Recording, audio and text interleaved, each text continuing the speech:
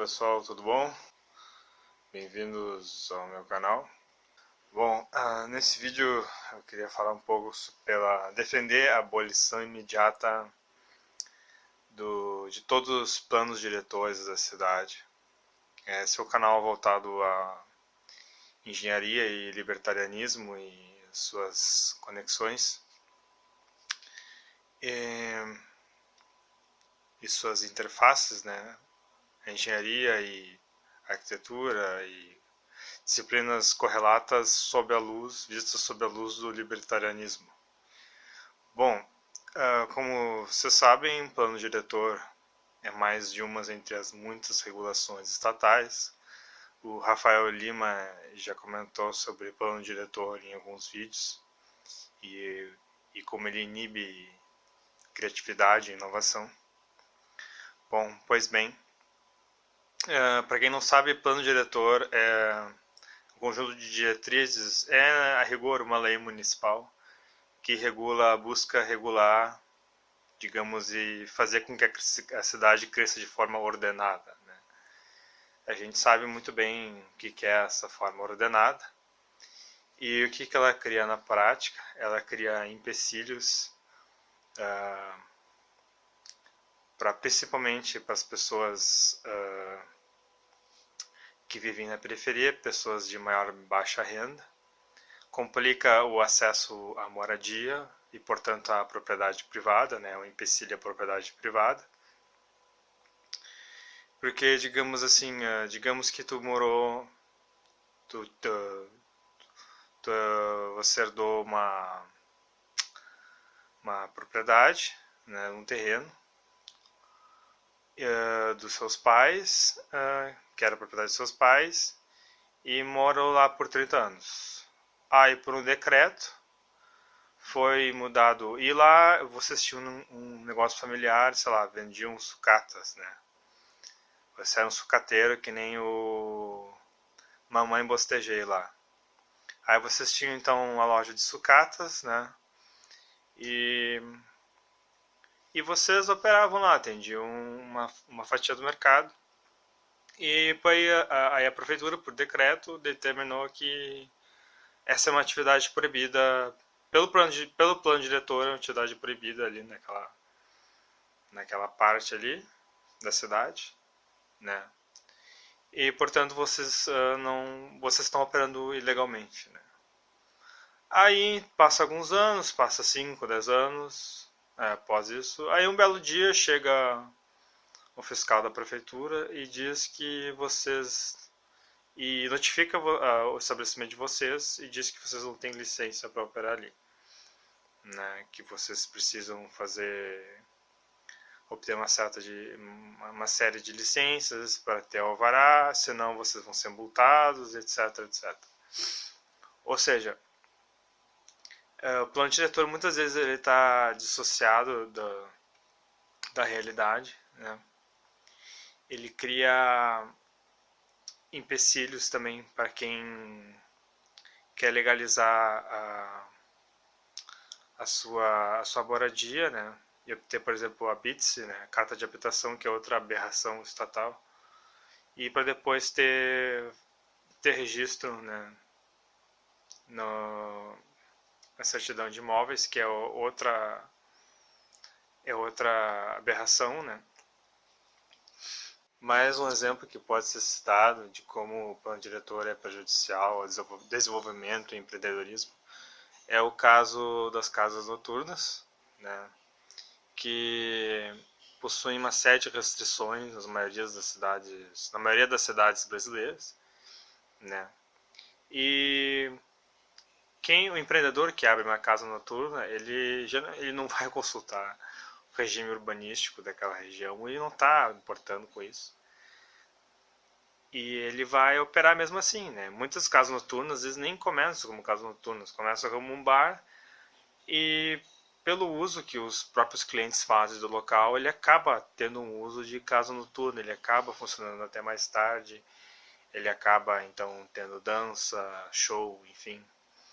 E para a prefeitura enquadrar como casa noturna, em vez de bar, restaurante, casa noturna, é uma questão de detalhe e conforme a vontade deles, né?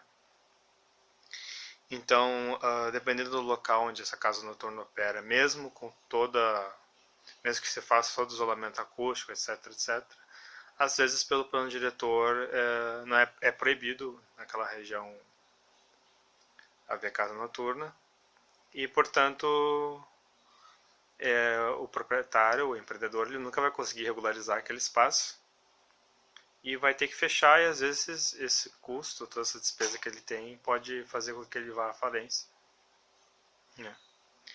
Há outros exemplos em que o plano diretor ele causa prejuízos à sociedade é que ele busca regular de uma forma artificial como deve ser a cidade. Isso não é a prefeitura, nenhum decreto, nenhum burocrata que vai dizer, é a população, né? Uma região pode ter um determinado uso e ter certo caráter arquitetônico de acordo com as pessoas, a forma que as pessoas vão construir. Ele engessa a arquitetura, ele engessa a engenharia de forma a padronizar as construções, né? Então, se for levado ao extremo, é extremamente distópico, né? Porque nós vamos ter uma cidade toda homogeneizada, uma cidade com uma homogeneização arquitetônica, né? Uma homogeneização urbanística, que a gente sabe que isso é caráter de isso é característica de governos centralizadores, governos que totalitarizam. E assim, muitas pessoas, por não conseguirem construir de acordo com os padrões da prefeitura e os padrões e as leis municipais exigidas, acabam indo morar em locais em que há menos poder de regulação do Estado. E esses locais são, a gente sabe, hoje são conhecidos como favelas, né? Favelas são locais onde o plano diretor não chegou, né? A favela não está de acordo com o plano diretor, a favela ela não foi planejada, né? E as construções ali, né, muitas vezes o próprio morador que constrói não tem nem acompanhamento de um pedreiro, muito menos de um engenheiro, um arquiteto. Então são construções totalmente regulares e fora do plano diretor, né? Então, na tentativa de regular o crescimento da cidade de forma ordenada, ele acaba incentivando o crescimento desordenado da cidade através dessas regulações e imposições que a maioria das pessoas não consegue atender, né? E além disso, devido a toda a burocracia para se obter, por exemplo, a carta de habitação e depois ter o seu imóvel no seu nome, essas pessoas acabam vivendo a vida toda sem ter a casa no seu nome, sem, portanto, ter o direito, né, o famoso direito social, né, garantido pela Constituição, de solicitar ao poder público o saneamento, a energia elétrica, né, e acesso às demais infraestruturas básicas, assim. Então, quanto mais é engessada um plano diretor, quanto mais exigente ele é, quanto mais invasivo ele é na propriedade privada das pessoas, mais ele vai ter efeito contrário de desregular ao invés de regular a cidade, como todo mundo sabe. Toda lei, né, que o Estado cria, ela tem sempre esse efeito inverso do que ela pretende, né? O grande problema vindo do plano diretor é a questão do patrimônio histórico, como o Rafael Lima mesmo já falou diversas vezes, né? Nós temos aqui em Porto Alegre diversos prédios abandonados, né? E muitos o proprietário não vê incentivo nenhum, não vê vantagem econômica em investir no prédio, e às vezes ele não tem como investir ou adequar o prédio, justamente por ser prédio tombado. Então ele acaba ficando engessado nisso, né? E sem vantagem econômica em investir, por causa dessa questão do patrimônio histórico. E, portanto, o prédio fica abandonado, né? Ele não vê incentivo em investir E a gente tem essa grande massa de prédios abandonados em Porto Alegre justamente por causa desse engessamento, que é por causa dessa história de patrimônio histórico, né? Então a gente vai ter a gente tem uns centros, temos centros de cidade que são velhos, né? São todos envelhecidos, né? Temos prédios que estão... Qualquer intervenção em um prédio tombado é complicado, é burocrático, tem que pedir autorização, senão vem a famosa multa, notificação e blá blá blá. Então, temos parte da cidade caindo aos pedaços, né? Os prédios que estão em uso estão caindo aos pedaços e o resto está abandonado, né? Graças à preservação do patrimônio histórico, né? Que, da forma que é extremamente rigorosa.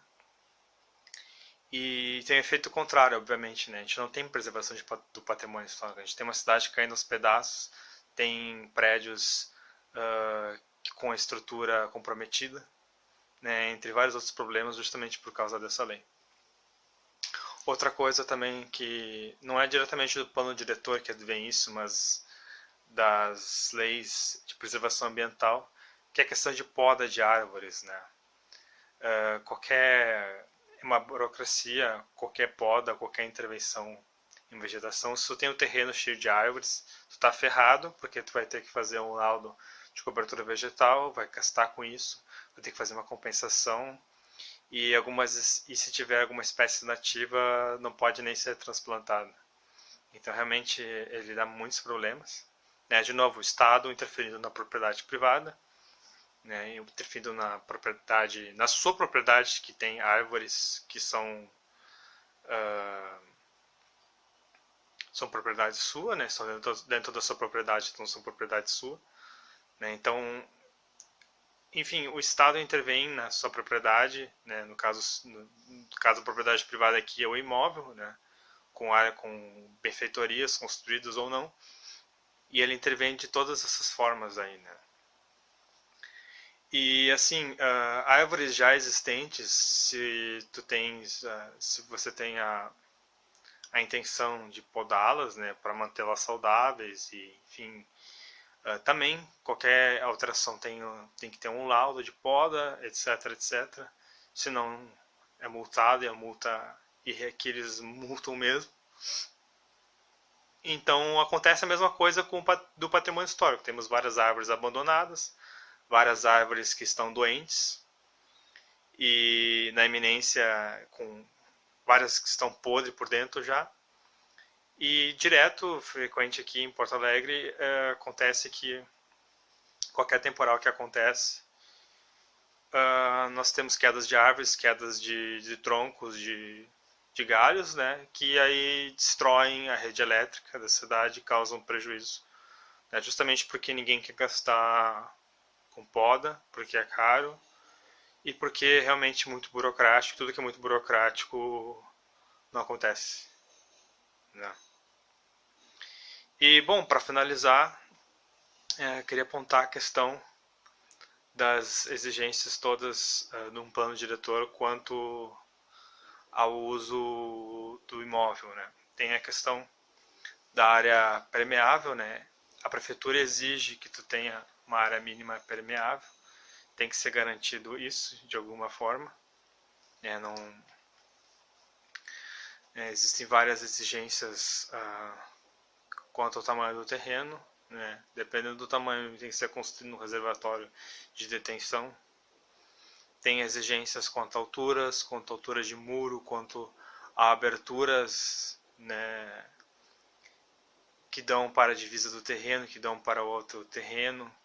Exigências de recuos, né, o famoso recuo de jardim, né, não se pode construir além disso, ou seja, tu não pode aproveitar o teu próprio terreno, né, tu é obrigado pela lei a deixar uma área para jardim, uma área não construída, entre uma série de outras restrições e limitações arquitetônicas e de engenharia impostas pelo plano diretor. Então, eu defendo aqui a abolição imediata de todos os planos diretores, né? Que em alguns locais já acontece, né? Em alguns locais não há fiscalização da prefeitura, se constrói sem aprovação de projeto, que demora 1 ano, ou seja, a prefeitura vai analisar o seu projeto, né, de construção.